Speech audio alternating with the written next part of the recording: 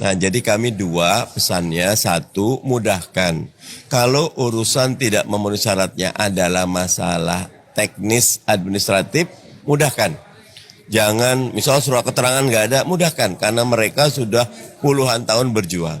Nah, yang kedua, bagi formasi yang kurang, segera dibuka gelombang kedua. Biar yang 500.000 tadi bisa segera masuk.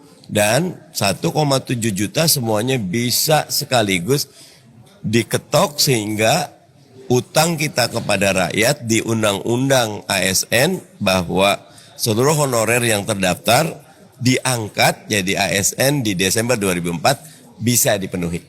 Nah, tadi kan Bapak bilang juga terlewat masalah-masalah seperti proses administrasi yang akhirnya menggugurkan peserta P3K ini. Dan di beberapa instansi juga terdapat masalah nih Pak terkait dengan proses seleksinya. Ini ada masalah teknis di mana seperti honorer yang sudah mengabdi 15 tahun ini harus akhirnya mendapatkan formasi dengan ijazah yang downgrade. Seperti misalnya yang tadinya beliau S1 kemudian harus turun menjadi SMA atau SMP. Ini masalah yang cukup rumit nih di beberapa instansi. Kalau dari Komisi 2, adakah solusi yang bisa diberikan Pak? Solusi paling mudahnya adalah teman-teman di PAN-RB dan BKN segera memudahkan prosesnya. Kalau slotnya memang SMA tapi dia bekerja di yang sama, monggo boleh diterima, tetapi saat penerimaan dalam waktu singkat segera disesuaikan. Misal tidak sampai 6 bulan, dia kembali kepada proses yang dia syaratnya memang haknya S1-nya.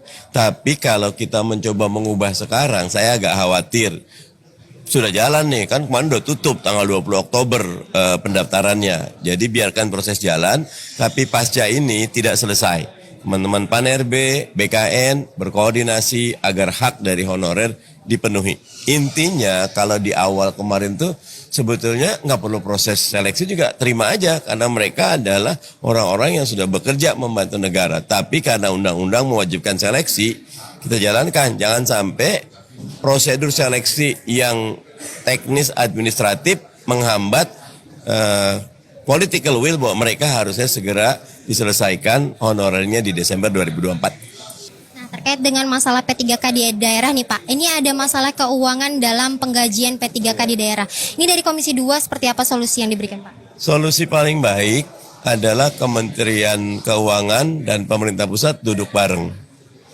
Menganggarkan 1,7 yang memang punya hak ini ditanggung pemerintah yang tidak tercover oleh daerah. Karena kalau itu tidak, daerah akan main kucing-kucingan, tidak akan mengajukan formasi sepenuhnya karena memang ada aturan lain bahwa belanja pegawai di Pemda atau di instansi daerah tidak boleh lebih dari 30% dari anggaran. Nah, mereka tentu jaga itu.